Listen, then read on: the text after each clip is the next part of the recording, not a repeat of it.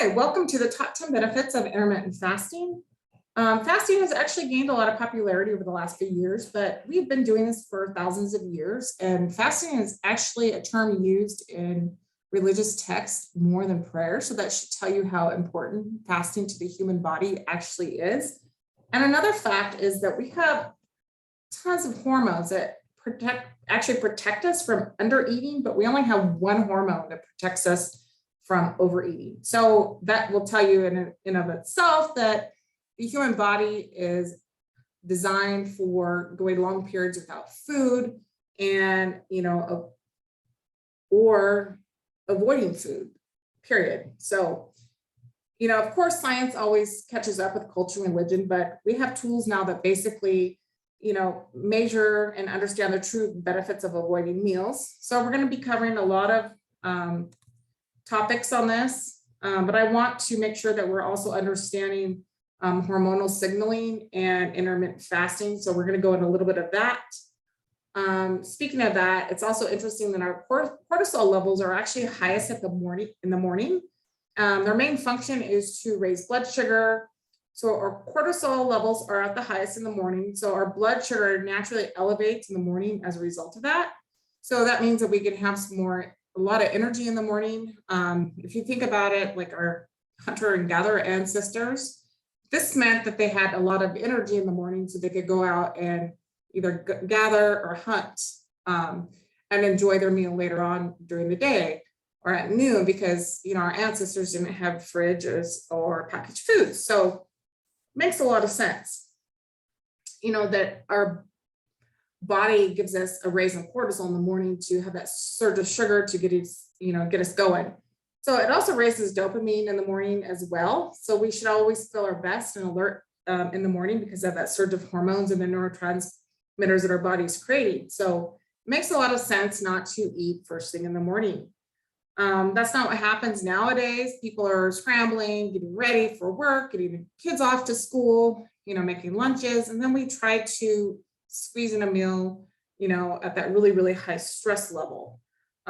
It's really not that great for our body. That meal is usually called breakfast. The reason we call it breakfast is because you are actually breaking a fast overnight. If you're on a program, typically you don't eat 3 hours before breakfast. So maybe that's 7 o'clock and you haven't eaten, for 12 hours or so when you get up in the morning. But our body actually functions, the digestive portion of our body actually functions its best. It does its best around noon. So that's why I recommend eating later on in the morning or around noon. So the only problem with that is that we have been trained in our society to not skip breakfast. So we've been, like I said, trained to eat breakfast, even with our kids. All the commercials for like sugary cereals is ingrained in us to eat. So in the morning, a lot of us do eat that sugary or carby food, in addition to the sugar that our body is already giving us in the morning. So it's really not the best combo. It can become a problem. So we're going to get into some of the top benefits of intermittent fasting. By the end of this, I want you to think about incorporating this into your weekly, everyday life, at least 3 times a week, 5 times, is even better. When you start to intermittent fast, you're going to start feeling really light. Your brain fog will be gone. You're going to have more energy because we're going to be training our body to be using our own energy as a source. So there's so many benefits for that, and energy and clear-headedness and just feeling better is a big result of that. So let's get into some of these benefits. The first one is detoxification. So detoxification obviously is really great. Fasting is actually one of the most potent ways to actually remove toxins from your body.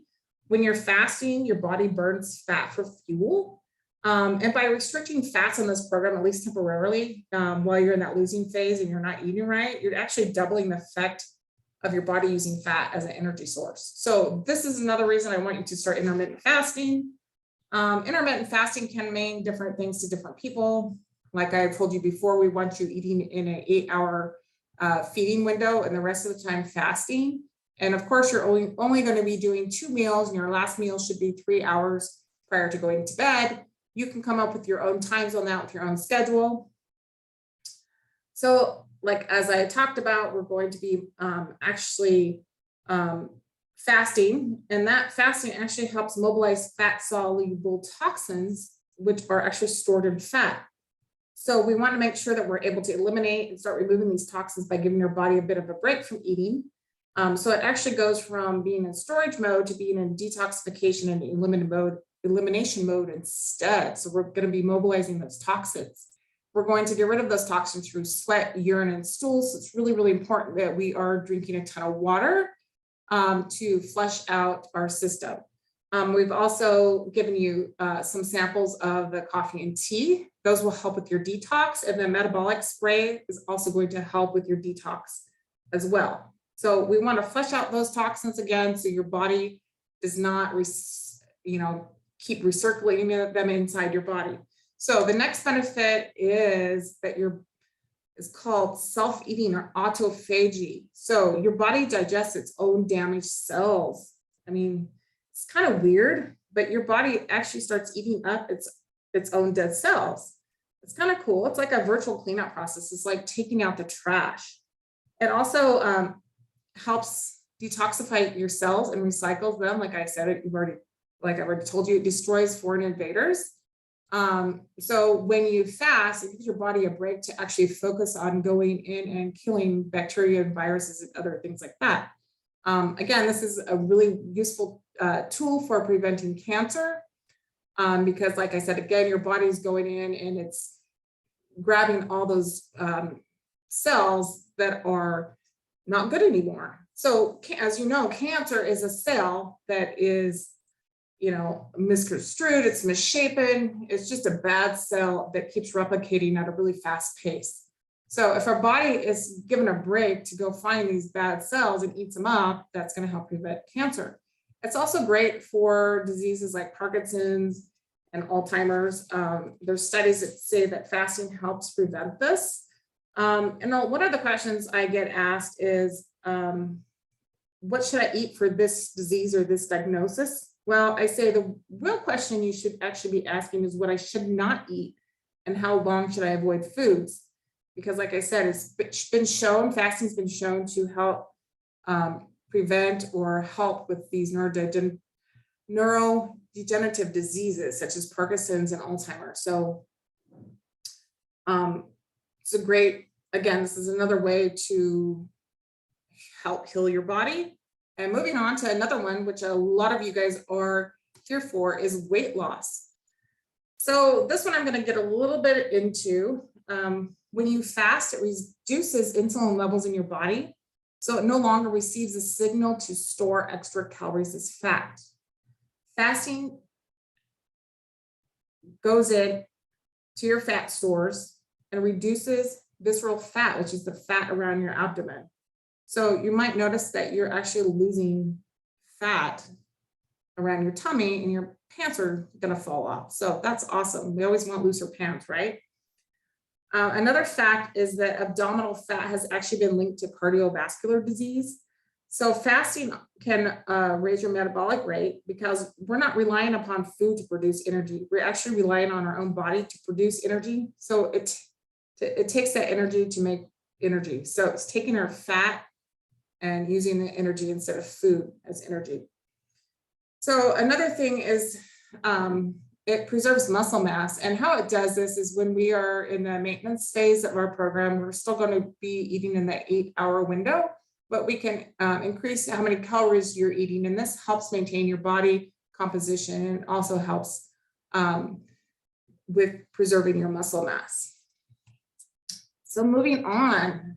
So this one is really important too. I'm going to take a little bit of drink here. So it helps reduce insulin resistance. So fasting lowers insulin and blood sugar levels. And so you can become resistant to insulin, cortisol, anything, but like I said, fasting lowers the insulin and blood glucose levels. And how it does this is, well, number one, it's going to help repair the pancreas. And the thing about the pancreas, it doesn't have just one function. It's an endocrine and exocrine gland, which means it produces something that goes through the bloodstream, which is insulin, and something that goes outside the body, which is your pancreatic enzyme. So only 99% of the, 99% function of the pancreas is actually to make the digestive enzyme, and 1% is used to make insulin. So that tells you that we're well suited to digest your carbs, breaking them down. We're really well suited to do, but we're not well suited to lower blood sugar levels, because we only have 1% of our pancreas producing insulin. So eating fast digesting carbs like sugary foods, things like that, we know are a problem. So fasting lowers insulin more powerfully than any other strategy that we know. That's why a lot of our clients cut their insulin medication down, because they're just not eating. This is something that is not taught to them. We're taught instead how to manage and monitor your blood sugar levels and your insulin levels, instead of just stop eating and actually watch how your body reacts and how it heals. Another thing is that insulin is the precursor to diabetes, obesity, and other diseases, cancer, and tons of other things. So, there's one thing I want you to know is that we can, we really need to focus on balancing out two hormones, and these hormones are cortisol and insulin. So the dance between cortisol and insulin is blood sugar. So if you actually really stabilize your blood sugar, you're going to really reap those benefits.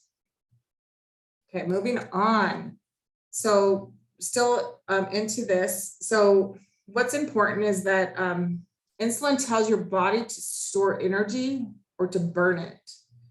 So for example, when you eat a high carb meal or a processed food, your blood sugar levels increase. So you're increasing insulin in an effort to actually lower glucose levels. So it's important to note that it's the balance of insulin, super, super, super important for your overall health. High insulin levels and insulin resistance are far more serious than actually elevated blood glucose.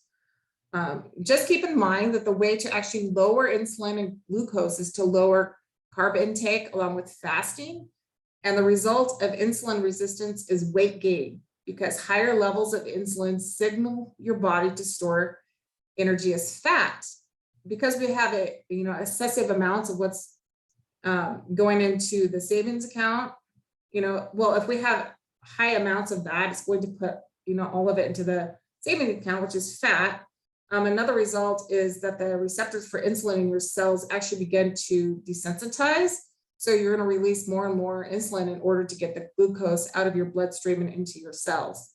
So when you fast, your blood glucose levels fall and your pancreas produces less and less insulin. Therefore, when insulin levels fall, your body gets the key to release energy. So you start to actually burn your fat storage. So moving on, better sleep. When you fast, it gives your internal clock a chance to normalize. So we want to stop eating 3 hours before bed. And the reason for this is because in those first few hours when you're in bed, your mitochondria actually repairs itself, and then the brain helps, that your brain actually repairs itself too. So if your body is busy focusing on digesting food, it's not going to help with your brain at all. So it's going to be focusing on digesting food, and it's not going to be focused on sleep.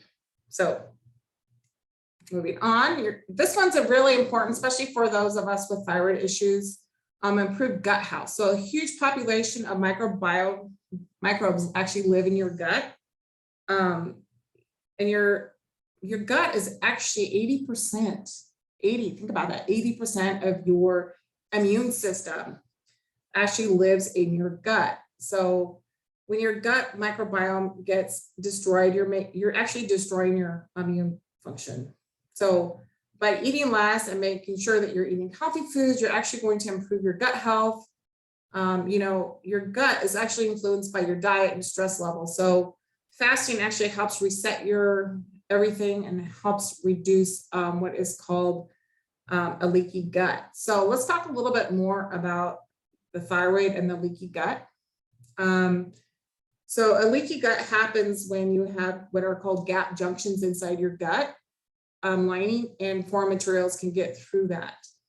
So when this happens, the foreign material enters the body through the leaky gut, immune response occurs.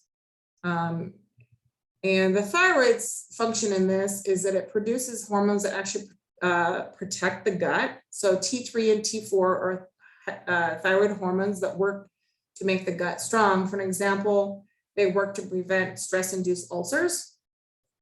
In an actual study, when they went out and actually looked at these ulcers, the T3 and T4 were lower than they should be.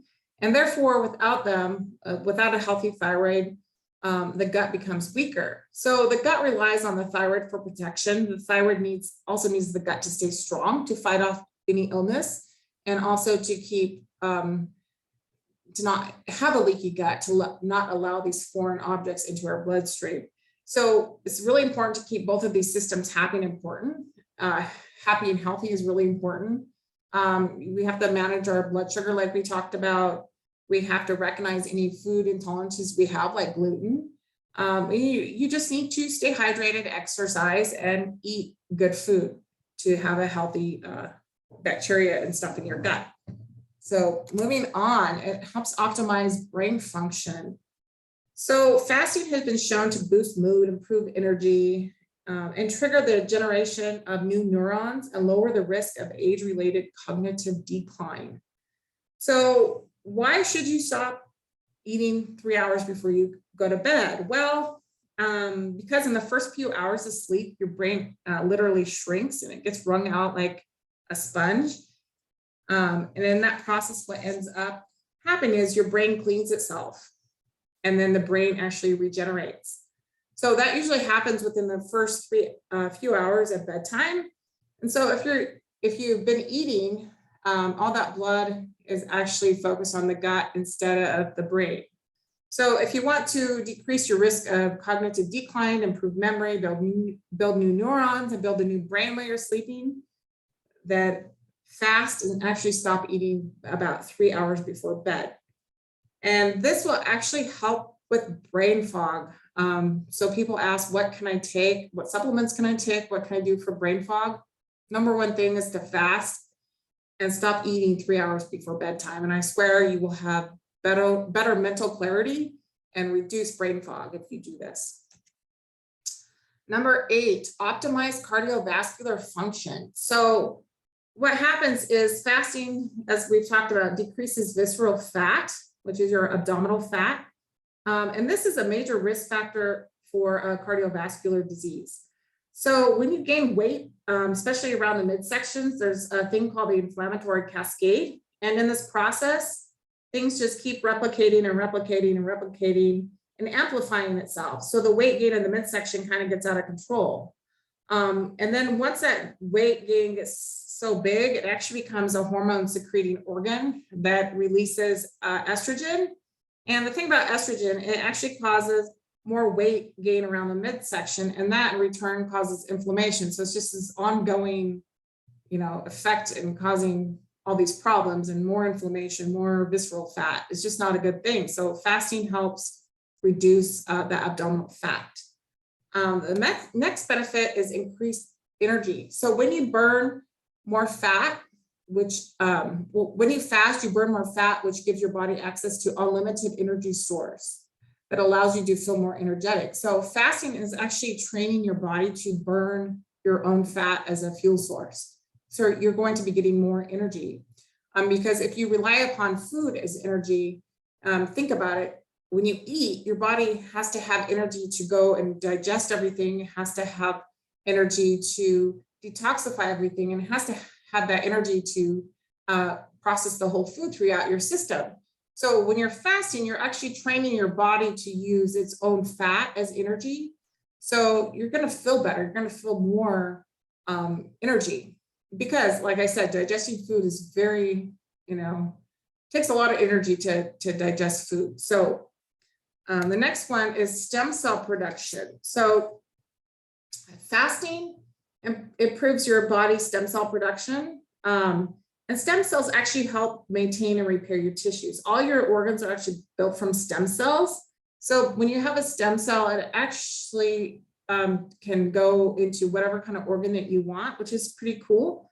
But the real cool thing about fasting, it actually helps improve your intestinal stem cell functions, which helps you maintain the lining of your gut and help heal a leaky gut.